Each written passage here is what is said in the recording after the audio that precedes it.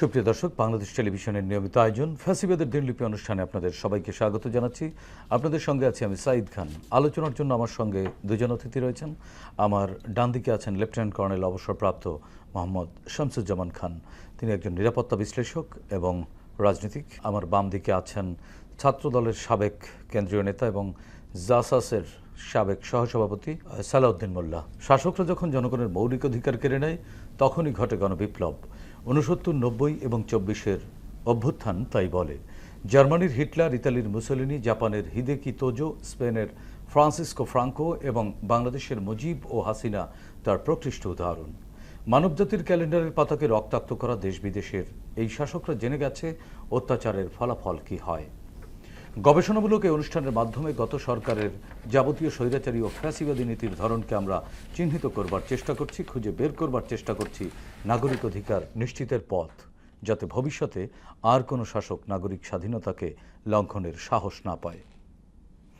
দর্শক, আজ 27 মে 2025। গত 16 বছরের শুধুমাত্র এই দিনটিতে কি কি ঘটেছিল, অতিথিদের সঙ্গে আলোচনার আগে বিভিন্ন গণমাধ্যম থেকে সংগৃহীত কিছু সংবাদের শিরোনাম দেখে আসি। 2010 দুর্বল দুর্নীতি কমিশন কার স্বার্থে? 2011 বিবিসিকে মোহাম্মদ ইউনূস, প্রধানমন্ত্রীকে ভুল বোঝানো হয়েছে। 2012 কোনোভাবেই তত্ত্বাবধায়ক সরকার প্রতিষ্ঠা সম্ভব নয়, নাসিম। 2013 বগুড়ায় হরতালে বিএনপি সমাবেশে ককটেল বিস্ফোরণ। 2014 তিস্তার পানি ও ছিটমহল সমস্যা নিরসনে আশ্বাস। 2015 যুবলীগ নেতার তাণ্ডব, খোলা আকাশের নিচে 10 পরিবার। 2016 হামলা, সংঘর্ষ, গুলি, আহত শতাধিক, নিহত 3, ইউপি নির্বাচন। 2017 খুলনায় দেহরক্ষী সহ বিএনপি নেতাকে গুলি করে হত্যা। 2018 ক্ষমতায় আজ আছি কাল নাও থাকতে পারি, ওবায়দুল কাদের। 2019 বালিশগুলো উপরে ওঠাতে জিন আনা হয়েছিল। 2021 এলজিএডির প্রকল্পে 9টি গভীর নলকূপেই 120 কোটি টাকা। 2022 টাকা পাচারকারীরা সাধারণ ক্ষমার আওতায় আসছে। দর্শক, আমরা দেখে নিলাম গত 16 বছর ধরে ফ্যাসিস্ট শেখ হাসিনা সরকার কিভাবে রাষ্ট্রীয় প্রতিষ্ঠানগুলোকে সাধারণ মানুষের মুখোমুখি দাঁড় করিয়েছিল। এসব বিষয় নিয়ে আলোচনা শুনবো অতিথিদের মুখ থেকে। শুরুতেই যাচ্ছি লেফটেন্যান্ট কর্নেল অবসরপ্রাপ্ত মোহাম্মদ শামসুজ্জামান খান, আপনার কাছ থেকে। 2010 সালের একটি খবর দেখছি আমরা, দুর্বল দুর্নীতি কমিশন কার স্বার্থে? এই দৈনিক প্রথম আলোর খবর ছিল। দুর্নীতির পাহাড় গড়লেও আওয়ামী লীগের বড় নেতাদের কেন আসলে দুদক স্পর্শ করেনি? দুর্নীতির লাইসেন্স কি আওয়ামী লীগের সদস্যদের বৈধতা দেবার একটা লাইসেন্স হয়ে গিয়েছিল? আমরা প্রায় 15 বছর ফ্যাসিবাদ ভোগ করেছি, তো এটা তো শুধুমাত্র একটি রিপোর্ট। 2010 সাল, তখন তো কেবল দুর্নীতি শুরু হয়েছিল। আপনি যদি 10 সাল থেকে আপনার এই পতন পর্যন্ত 5ই আগস্ট 2024 পর্যন্ত আসেন, তাহলে তো আপনার দুর্নীতির ফ্যাসিবাদের দিনলিপি না, দুর্নীতির দিনলিপি মনে হয় আপনার কিন্তু কয়েক বছর করা লাগবে। এই দুর্নীতি দমন কমিশনটা, আমি যদি অতীত থেকে আসি, দেখবেন যে কোনো সরকারই খুব সিরিয়াসলি কিন্তু এটাকে ডিল করে নাই। সব সরকারই কিছু দুর্বলতা রেখে দিয়েছিল। বাট এটাকে আপনার বলতে পারেন যে প্রথম আলো যখন যে রিপোর্টটা করলো, এই আপনার সেই 2010 সালে প্রথম আলোতে, এটা কিন্তু অনেক বড় একটা রিপোর্ট ছিল। এটা সাধারণ দেশের মানুষের উপর দৃষ্টি আকর্ষণ করে। এবং সে সময় আমরা কেবল শুরু হয়েছিল তাদের এই শুরু হয়েছিল, এগুলো একটা একটা করে আসা শুরু করেছিল। কারণ বড় বড় প্রজেক্ট নিয়ে তারা শুরু করলো। সেগুলোতে আপনার যে ডিফারেন্সগুলো তৈরি হলো, যে দেখা গেলো যে একটা প্রজেক্টের মূল্যমান থেকে অনেক বেশি করে প্রজেক্টগুলো 3 গুণ, 3 গুণ, 4 গুণ, 5 গুণ করে। এবং আমরা দেখলাম যে এই ফ্যাসিবাদের যে কে আপনি যদি একটা প্রাতিষ্ঠানিক রূপে দান করাতে চান, তাহলে কিন্তু আপনার অর্থের প্রয়োজন। এবং সেই অর্থ কিন্তু আপনি চাইলেও তো স্বাভাবিকভাবে উপার্জন করতে পারবেন না, বৈধ পথে এত অর্থ সম্ভব না। এবং ফ্যাসিবাদের সঙ্গে যারা আপনার সহায়ক থাকে, এরা কিন্তু তারা কিন্তু আপনার যার যার হিসাব বুঝে পেতে চাইবে। তখন কিন্তু আপনার হিসাব কি হতে পারে? হিসাব হতে পারে ক্ষমতার দাপট, হিসাব হতে পারে আপনার বিভিন্ন অবস্থার প্রতিষ্ঠান, কিন্তু একটা বড় অংশ থাকে যাদের প্রয়োজন থাকে শুধু অর্থের। তো আপনি যখন এই ফ্যাসিবাদকে যখন প্রমোট করতে থাকবে, তখন কিন্তু প্রচুর অর্থের প্রয়োজন হবে। এবং সেটা খুব প্রাতিষ্ঠানিকভাবে তারা শুরু করলো, বড় বড় প্রজেক্ট নেওয়া শুরু করলো। প্রজেক্টে দেখা গেলো যেখানে 100 কোটির প্রয়োজন, সেখানে 300 কোটি। এইভাবে আপনার দেখবেন যে কনস্ট্রাকশন প্রজেক্টগুলো বেশি নেওয়া শুরু করলো তারা, কারণ মানে তারা ডেভেলপমেন্ট ডেমোক্রেসি ডেমোক্রেসি মানে বিকজ হয় কি ইনফ্রাস্ট্রাকচারাল যে ডেভেলপমেন্ট যারা বলে এগুলো কিন্তু খুব আনসিন, এগুলো কিন্তু বোঝা খুব ডিফিকাল্ট। একটা প্রজেক্ট শুরু করার পর এটা বাড়াতে থাকে এবং ওটার সাথে সাথে আপনি বিভিন্ন ধরনের অবমূল্যায়ন মূল্যায়ন এগুলো যোগ করতে থাকে। আর আপনি যদি এই দুর্নীতির যদি একদম প্রাতিষ্ঠানিক রূপটাকে যদি দেখতে চান তাহলে আপনাকে একদম 24 সাল পর্যন্ত চলে আসতে হবে, কিন্তু এই 10 সাল থেকে শুরু করে, তারও আগে থেকে ইনফ্যাক্ট, কারণ এখানে তাদের পরিবারের লোকজন খুব ওতপ্রোতভাবে জড়িত হয়ে গেল। এবং দুদককে তারা ইচ্ছা করেই দুর্বল হ্যাঁ, করে রেখেছে। দুদককে দেখা গেল ম্যাক্সিমাম সময় তো আপনার দেখা যায় কি যে তাদের অনুসারী আমলা যারা তাদেরকে বেশিরভাগ সময় রাখতো, একজন দুজন বিচারক করে রাখতো, সবাই দেখা যেত তাদের অনুসারী, মানে তাদেরকে ক্লিন চিট দেওয়ার জন্য তাদের উচ্ছিষ্ট ভোগী আর কি আপনি এক কথা বলতে পারেন, তাদেরকে ওখানে বসানো হতো। এবং সেখানে আপনার যখন তারা কিন্তু আমরা তো দেখেছি দুদকে প্রচুর মামলা, এই মামলাগুলো তাহলে কাদের বিরুদ্ধে হতো? আমি মামলাগুলো খুব ইন্টারেস্টিং, আপনি যদি মামলাগুলো ঘেটে দেখেন দেখবেন যে খুব ছোট ছোট বিষয় নিয়ে মামলা। কি আপনি হয়তো আপনাকে টার্গেট করেছে, আপনি হয়তো আয়কর রিটার্ন দেন নাই, আপনার খুঁজে পেলো যে 1.5 লক্ষ টাকা আর কি গড়মিল খুঁজে পেলো, তো আপনাকে নিয়ে বেশ এরকম অসংখ্য মামলা দেখবেন এই ধরনের আছে, 1.5 লক্ষ 2 লাখ 2.5 লাখ 3 লাখ 5 লাখ টাকা কি আয়কর রিটার্নের গড়মিল আছে, কি ব্যাংকিং লেন চার্জের গড়মিল আছে। আপনি এই ছোট ছোট সাবজেক্টগুলোকে দিয়ে অসংখ্য মামলা তৈরি করে আর বড় সাবজেক্টগুলোকে তারা বাস্কেটে ফেলে রাখে। হ্যাঁ, তো তাতে করা হয় কি, হয়তো সাধারণ জনগণ যখন পেপার পত্রিকা পড়ে তারা দেখতে পায় যে হ্যাঁ 2010-11 সালে দুদক 500 মামলা নথিভুক্ত করেছে, সেখানে এরকম লোকজন আছে। বেশিরভাগ ক্ষেত্রে দেখবেন যে নিম্ন পদস্থ সরকারি কর্মকর্তা, এরা কর্মচারী, উচ্চ পদস্থ কিন্তু পাবেন না। আবার বড় বড় পদে তো তাদের দলদাসরাই ছিল। দল আছে, তারপরে বড় বড় রাজনীতিবিদ যারা যাদের সম্পর্কে মানুষের একদম পরিষ্কার ধারণা আছে যে তারা দুর্নীতির সাথে জড়িত, তাদেরকেও আপনি পাবেন না। আবার আপনি দেখবেন যে বড় বড় ব্যবসায়ী যারা আছে, হ্যাঁ, তাদেরকেও আপনি পাবেন না। তো কিন্তু কিছু ব্যবসায়ীদেরকে তো ধরা হতো না, এই ব্যবসায়ীকে ধরা হতো না, কিছু কিছু ব্যবসায়ীকে নিয়ে খেলা হতো আর কি। আচ্ছা, খেলা কেন বলবেন? খেলা বলতে যে এই জন্যে যে দেখা গেলো খুব বড় করে একটা বিশাল রিপোর্ট হলো, তারপর দেখা গেলো যে ওনাকে ডাক দিল, তখন আপনি দেখবেন যে প্রেস কনফারেন্সে আমাদের তৎকালীন আর কি সাধারণ সম্পাদক ওবায়দুল কাদের বলতেন না মাঝে মাঝে, আমরা কিন্তু কাউকে ছাড়ি না, আমাদের নেতাদেরকেও ছাড়ি না, বড় বড় কাউকে ছাড়ি না। এগুলো বলার জন্য দু একটা মাঝে মাঝে এক্সপোজ করতো যে এটাকে বিশ্বাস পেছনের দরজা দিয়ে তাদের আবার আস্তে করে কিছুদিন পর আমাদের ক্লিন চিট দিয়ে দেওয়া হতো, আমরা দেখেছি না অসংখ্যকে। হ্যাঁ, এবং তারা পেয়ে যেত যে না উনি কোনো দুর্নীতি করেন নাই।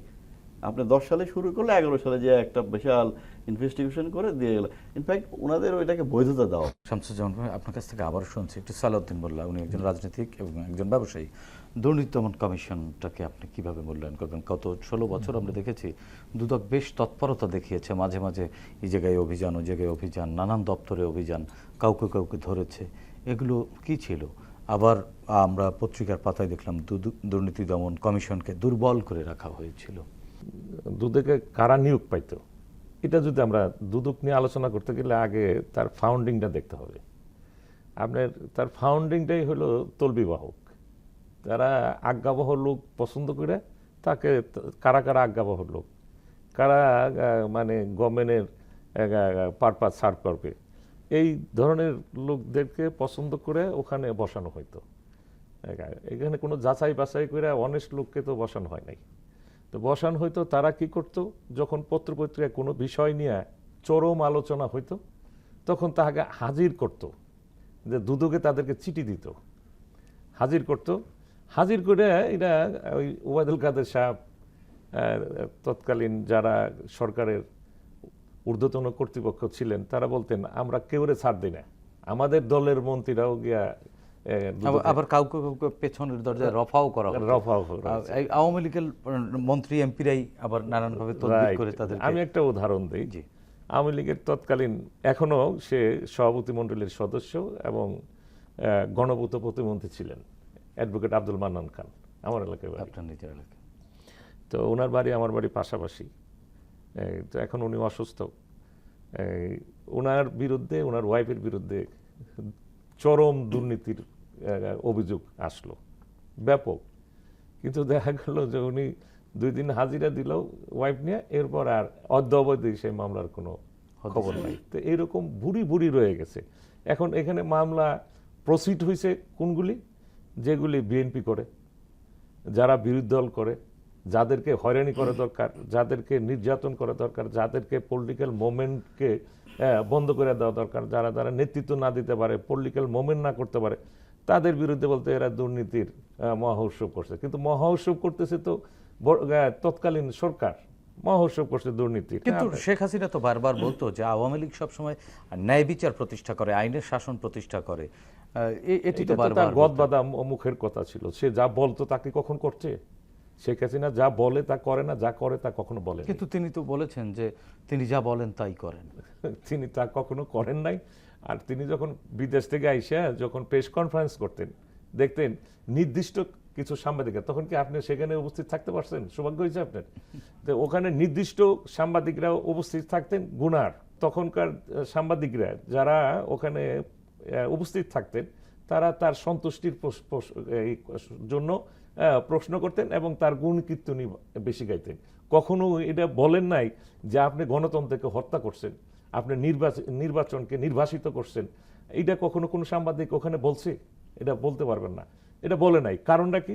যারা বলতে পারে, এই ধরনের বলা দরকার ছিল, বলা প্রয়োজন মনে করতো, তাদেরকে কখনো ওই চান্সই দেওয়া হয় নাই, তাদেরকে ডাকা হয় নাই। ওই নির্দিষ্ট কয়েকজনকে ডাকা হয়েছে। তদ্রূপ এই যে দুর্নীতি দমন কমিশন, এইটা একটা ওই যে দন্তবিহীন বাঘের মতন, যে এটা কোনো মেরুদণ্ডহীন। এটা অনেক আলোচনা হয়েছে এটা নিয়ে, কিন্তু কখনো কোনো এরকম একটা নজির দেখাইতে পারে নাই। বর্তমানে এই পরিবর্তিত পরিস্থিতিতে কি দুর্নীতি দমন কমিশন কিছুটা ঘুরে দাঁড়িয়েছে বলে মনে হয় না? এখনো ঘুরে দাঁড়াইছে বলে আমি মনে করি না। 2012 সালে মোহাম্মদ নাসিম, আওয়ামী লীগের আরেকজন নেতা, তিনি প্রয়াত, তিনি বলেছিলেন কোনোভাবেই তত্ত্বাবধায়ক সরকার প্রতিষ্ঠা সম্ভব নয়। যদিও তার আগে হাইকোর্টের ঘাড়ের উপরে বন্দুক রেখে খায়রুল হক তত্ত্বাবধায়ক সরকার পদ্ধতি বাতিল করেছিলেন। যে সরকার জনগণের 90% চাওয়া উপেক্ষা করে তত্ত্বাবধায়ক ব্যবস্থা বাতিল করে, সে সরকার কি জনগণের? নাসিম সাহেব আপনার তত্ত্বাবধায়ক সরকার আদায় করার জন্য নাসিম সাহেব মতিয়াচুরি রাস্তায় শুয়ে পড়ে পুলিশের লাঠি পিটা খাইছে। এই নাসিম সাহেবরাই আবার এই তত্ত্বাবধায়ক সরকারের এই যে তারা এটা কোনো অবস্থায় সম্ভব না। কারণটা কি? নিজের হীন স্বার্থ চরিতার্থ করার জন্য তারা চোখ উল্টে ফেলেছে। তারা কখনো এটা ক্ষমতা হারাইতে চান নাই। ক্ষমতা তত্ত্বাবধায়ক সরকার বহাল থাকলে আজকে এক সময় বিএনপি আসবে, এক সময় আওয়ামী লীগ আসবে, যে ভালো কাজ করবে জনগণের কাছে জবাবদিহিতা করতে হবে এবং নির্বাচনে জনগণ তাদের পছন্দের প্রার্থীকে বা পছন্দের সরকার গঠন করবে। হ্যাঁ, আওয়ামী লীগের লোকজনই ভোট দিতে যায় নাই। ভোটের সেন্টারে কুকুর শুয়ে রয়েছে, পুলিশে ঝিমাইতেছে। তো এইটাতে এই ধরনের নির্বাচন কোনো গণতন্ত্রের বহিঃপ্রকাশ হতে পারে না। এটা কোনো গণতন্ত্রের যে লেশমাত্র এখানে ছিল এটা বলা যায় না।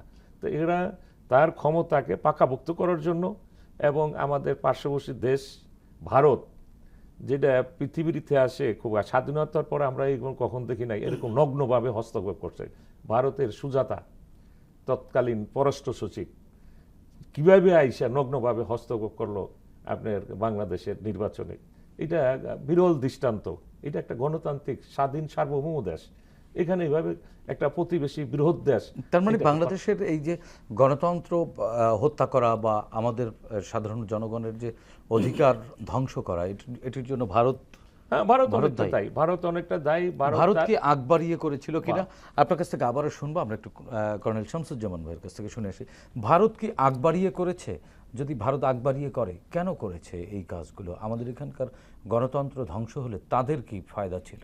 ভারতের যে আপনি রাজনৈতিক অবস্থানটা দেখেন আমাদের বাংলাদেশকে নিয়ে, পোস্ট আপনার লিবারেশন ওয়ার পরবর্তী, মানে মুক্তিযুদ্ধের পরবর্তীতে আপনার প্রথম দিকে কিন্তু খুবই এটা ছিল একটা বোঝাটাই ছিল ডিফিকাল্ট।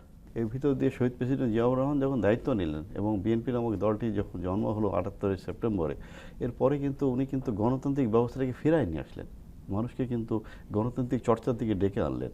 এই আওয়ামী লীগই কিন্তু কয়েকটা ছোট ছোট আওয়ামী লীগে কিন্তু এখন গঠন হলো, আওয়ামী লীগ মিজান, আওয়ামী লীগ মালেক। হ্যাঁ, তো আপনার অন্যান্য ছোটো ছোটো দলগুলো কিন্তু রাজনীতি করা শুরু করলো। উনি যখন দেশটাকে একটা কাঙ্ক্ষিত পথে নিয়ে যাচ্ছিলেন, বলতে পারেন যে একটা দেশ লাইনচ্যুত হয়ে গিয়েছিল, ওটাকে ধরে আপনি লাইনে আনলেন যাতে এটা গন্তব্যে পৌঁছতে পারে। তখন কিন্তু তাকে আবার কিন্তু 81-তে হত্যা মারা হলো। মোস্ট পপুলার একটি আমরা সবচেয়ে জনপ্রিয় রাষ্ট্রপ্রধানকে, সবচেয়ে সৎ জনপ্রিয় রাষ্ট্রপ্রধানকে হত্যা করা হলো। তো আমরা যদি এই সবগুলো হত্যা দেখি, কোনো না কোনোভাবে কিন্তু ভারতের কথা চলে আসে, তাদের ইনভলভমেন্টের কথা। কাজে বাংলাদেশের গণতান্ত্রিক ব্যবস্থা কিন্তু ওনারা আসলে চান নাই, এখনো চান না। প্রতিবেশী রাষ্ট্রে যদি এরকম অস্থিরতা থাকে তাহলে এটা অন্যতম কারণ। ভারতের চাণক্য নীতিটাই হচ্ছে, চাণক্য নীতিটাই এরকম যে আপনার ওখানে তাদের ইচ্ছাগুলোকে তারা এস্টাবলিশ করবে।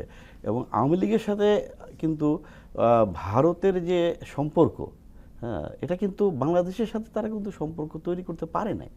এটা রাষ্ট্রীয় সম্পর্ক না, এটা কিন্তু আওয়ামী লীগ নামের দলের সাথে কেন ভারতের একটা সম্পর্ক তৈরি হয়ে গেছে। আপনার কাছে কি মনে হয় কেন? এটার অন্যতম কারণ হচ্ছে যে ভারত কখনো একটা উন্নত বাংলাদেশ দেখতে চায় না।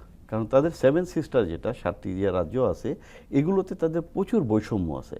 এখানে আপনি তাদের ধার্মিক বৈষম্য আছে, এখানে সামাজিক বৈষম্য আছে, অর্থনৈতিক বৈষম্য আছে, রোড ইনফ্রাস্ট্রাকচার দেখেন, তাদের আইন শৃঙ্খলা, কোনো কিছুতেই কিন্তু তারা উত্তর, মধ্য কিংবা দক্ষিণ ভারতের সাথে প্রচুর ডিফারেন্স খুঁজে পাবেন। তাদের একটি ধারণা, এটা আমি বিশ্বাস করি যে একটা উন্নত বাংলাদেশ, একটি সভরেন বাংলাদেশ, একটা গণতান্ত্রিক সুন্দর বাংলাদেশ তাদের এই 7টি রাজ্যকে প্রচণ্ডভাবে প্রভাব ফেলবে। সেক্ষেত্রে তাদের 7টি রাজ্যের অখণ্ডতা তারা ধরে রাখতে পারবে কিনা এ নিয়ে তাদের সন্দেহ আছে। তো সেটা একটা বড় কারণ হয়ে দেখা দিয়েছে যে বাংলাদেশে তারা এমন সরকার রাখতে যায় যে সরকার যে কোনো মূল্যে শুধু তাদের স্বার্থই দেখবে। এবং তারা এটা আওয়ামী লীগের ভিতরে খুঁজে পেয়েছে এবং শেখ হাসিনা এবং তার পরিবারের ভিতরে খুঁজে পেয়েছে। যে কারণে আপনি বাংলাদেশের মানুষের সমস্ত ইচ্ছাকে আপনার কোনো রকম মূল্যায়ন না করেই কিন্তু তারা তাদেরকে সাপোর্ট দিয়েছে এবং বাংলাদেশকে আসলে মানুষের হুমকির মুখে ফেলে দিয়েছে। হুমকি শুধু না, তারা নিজেদের বাংলাদেশের সাথে সম্পর্ককে একটা পুরো একটা বৈরী সম্পর্কের কাছে নিয়ে গেছে। তারা এখন আপনার তো মিডিয়া প্রোপাগান্ডা দেখতে পাচ্ছেন। জি, শামসুজ্জামান ভাই, আরেকটি বিষয় আপনার কাছ থেকে জানতে চাই। 2019 সালের খবর, বালিশগুলো উপরে উঠাতে জিন আনা হয়েছিল, দৈনিক যুগান্তরের খবর ছিল। এই খবরটি 2019 সালের বহুল আলোচিত রূপপুর পারমাণবিক বিদ্যুৎ কেন্দ্রের বালিশ কেলেঙ্কারির খবরের একটি ফলো আপ খবর ছিল। এই মেগা দুর্নীতির বিষয়ে আপনার মতামত কি?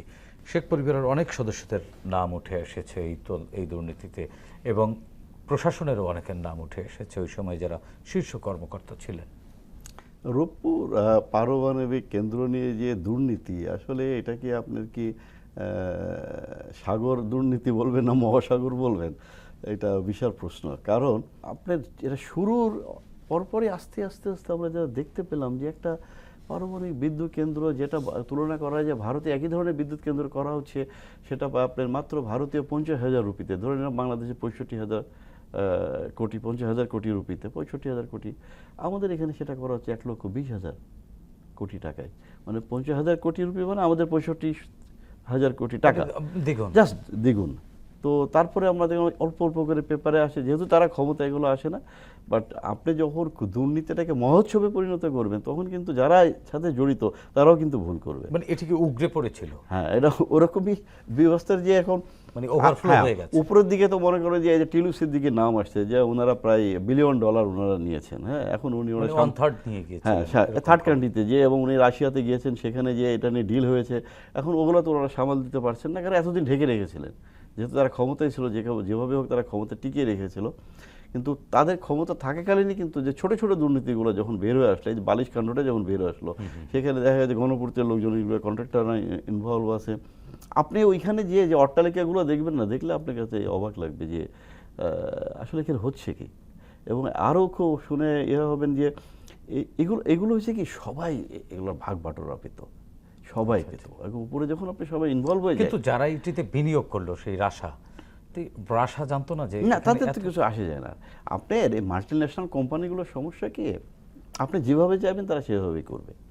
আপনি যদি বলেন আপনার 10 টাকার কাজ আমি 10 টাকাতেই করতে চাই, তাহলে বলবে যে আপনি এখান থেকে শেয়ার নিয়েন না, আমি 10 টাকায় করে দেবো। আমি বলি না ভাই, 10 টাকার কাজটা একটু 15 টাকায় করে দেবেন। বলছে অবশ্যই করে দেবো। আপনাকে 15 টাকায় করে ওর যতটুকু নিয়ে যাবে আপনাকে দিয়ে যাবে, কারণ আপনার টাকা তো আপনি নিজেই চুরি করছেন। তার মানে এটি বাংলাদেশ গভর্নমেন্টের একেবারে সিদ্ধান্ত ছিল, তারা পরিপূর্ণভাবে এর ভিতরে আপনার জড়িত ছিল। তো যে কারণে আপনি এখন আরও ইন্টারেস্টিং দেখেন যে আমরা ইদানিং পড়তেছি পেপারে যে সঞ্চালন লাইন, এটা নিয়ে কিন্তু এখনও কিন্তু পিছিয়ে আছে। প্রায় $450 মিলিয়ন কিন্তু সঞ্চালন আইন করতে হবে। আচ্ছা, এবং এটা হিউজ আপনার $500 বিলিয়ন, এবং সঞ্চালন আইন কবে হবে কেউ জানে না। তাহলে এবং এর কেন্দ্র ভিতরে কি আবার করবে? ইন্ডিয়ান একটা কোম্পানিকে দেওয়া হয়েছে। এই কোম্পানি কতটুকু, তারা নিজের দেশে বিদেশ থেকে লোক ভাড়া করে নিজের দেশের কাজ করে, আবার এখানে তাদেরকে এর ভিতরে ইনভলভ করা হয়েছে। এখন নদীর ভিতর দিয়ে বেশ 100 কিলোমিটার যাবে নদী, বিভিন্ন নদী এরিয়া দিয়ে। তো এগুলো কবে হবে কেউ জানে। আপনি যত দেরি হবে এতে তত বেশি খরচ বাড়বে, তত বেশি মানুষের ভোগান্তি এবং বাড়বে, উৎপাদন তত বেশি তো কষ্ট। হচ্ছে না, সঞ্চালন লাইন যদি হয়তো চূড়ান্ত লাইন ভাবে- লাইন না হলে একদিন হবে, হয়তো আমরা পারমাণবিক বিদ্যুৎ পাবো, বাট এটা আসলে কত খরচে পাবো এটা তখন হয়তো মূল্যায়ন করা যাবে। জি, একই বিষয়ে সালাউদ্দিন মোল্লা, আপনার কাছে জানতে চাচ্ছি, রূপপুর পারমাণবিক বিদ্যুৎ কেন্দ্র শুধু কি একটি রূপপুর ছিল? এরকম অনেকগুলো মেগা প্রকল্প ছিল, পদ্মা সেতুও ছিল, নিজেদের টাকায় করার কথা বলে তিনি মানুষের কাছ থেকে টাকা তুললেন, মোবাইলের সার্চ ধার্য করলেন, এভাবে নানানভাবে টাকা তুললেন। এখন শুনছি সেগুলোতেও দুর্নীতি হয়েছে। তাহলে এটা কি জনগণের কাছ থেকে একেবারে প্রত্যক্ষভাবে লুটে নেওয়া কিনা, বা এগুলোর আলাদা আলাদাভাবে বিচার হওয়া উচিত কিনা? অবশ্যই এটা বিচার হওয়া উচিত, এবং বিচার না হলে তো এই এই কর্মকাণ্ড বন্ধ হবে না। পারমাণবিক যে ওখানে স্থাপনা হবে, এটা যখন উদ্বোধন হলো আমরা স্বপ্ন দেখলাম।